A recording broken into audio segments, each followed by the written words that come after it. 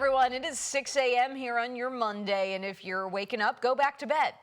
It's cold. None of us want to think about it. Matt, the good news here, though, is that some of our school districts did kind of think ahead here. They are delaying their starts or going to NTI.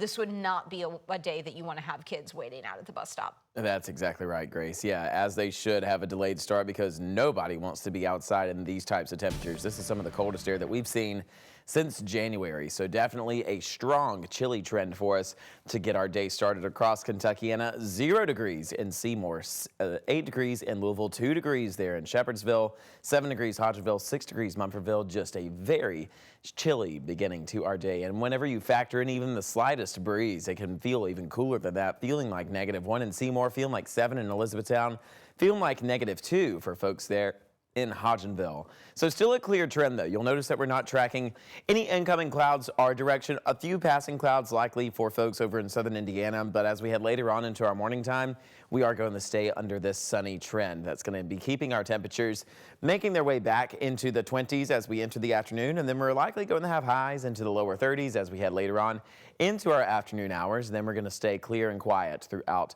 the night. Now we're starting Tuesday morning off with a few passing clouds and then temperatures returning back into the 30s as we go later on into our Tuesday afternoon. Hopping on the school bus later this morning, you can expect those temperatures to still be in the single-digit values as you get your day started and head home. You can expect the sunshine to be back with temperatures right around the 30-degree mark. So all of us will see those temperatures in the 30s as we head throughout the day, but still a rather frigid pattern for us. So that's a look at your weather details for now. We'll have more coming up here in just a bit. Here's an update on traffic across the Louisville Metro. As of right now, everything's looking good to go across all of our major interstates and roadways. If we have anything that's holding us up this morning, we will let you know. Grace? All right, Matt, thank you. On days like this, the National Weather Service recommends you have a few essentials in your car. Pack up stuff like a charger, flashlight, flares, snacks, and water. They also recommend you dress warmly, pack extra clothes, and have a snow shovel in your car. Plus, this is one of those days you need to drip your faucets. Folks, cover up hoses as well to prevent your pipes from freezing. And like I mentioned this morning, schools around Kentucky are keeping kids home to stay safe from the cold. JCPS is on NTI, their third NTI day of the school year. After-school activities are still on. New Albany Floyd County schools are also having virtual instruction. Clarksville Community Schools kids will be in just with a 2-hour late start. On the bottom of your screen are the other districts making changes. You can find a full list at WHAS11.com. When the temperatures plummeted this weekend, some Louisville ministries opened their doors to help people in need stay warm. WHAS 11's Clarice Shaley has more.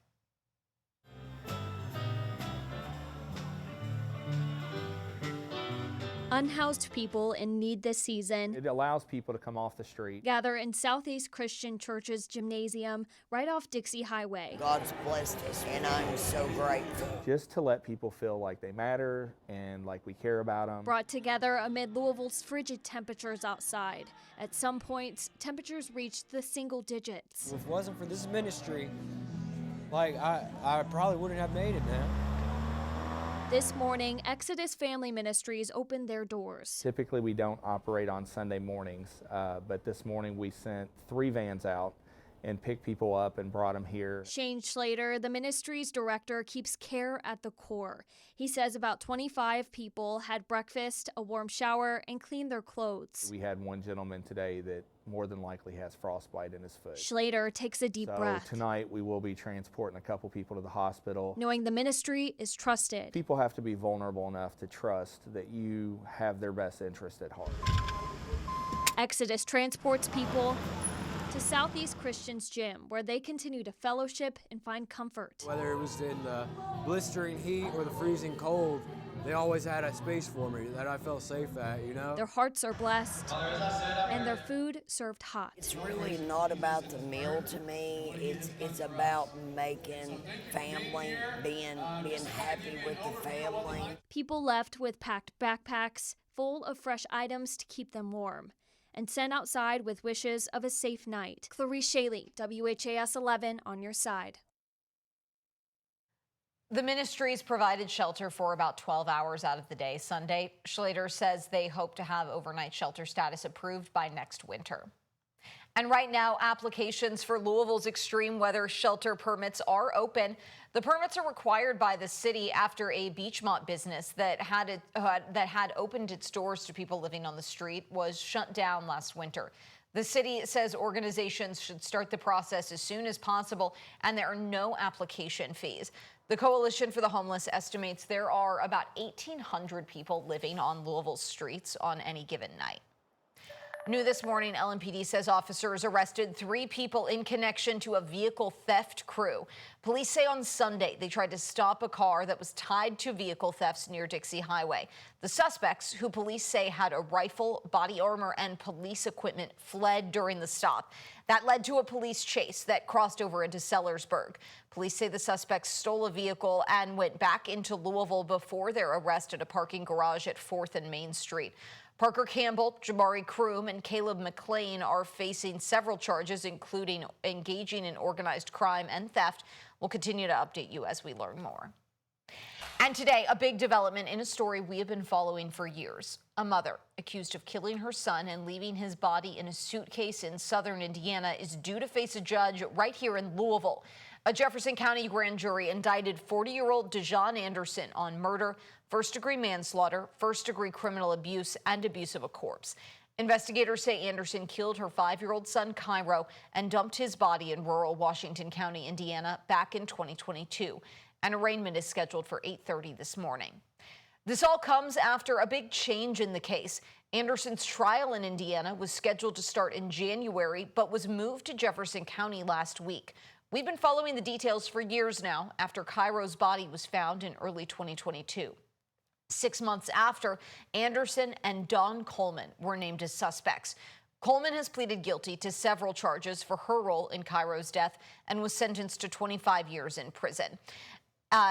Anderson was then arrested in March of 2024 after a nationwide search. She has since pushed back against court-ordered psychiatric exams, delaying court hearings several times.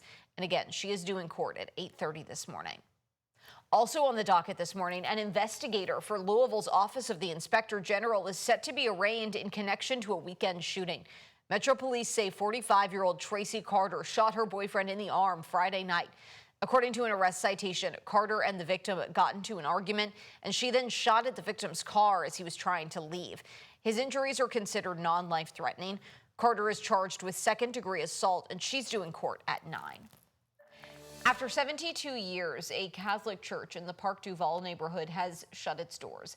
Immaculate Heart of Mary Catholic Church celebrated one last Mass yesterday morning after a declining Catholic population in the area led to its consolidation.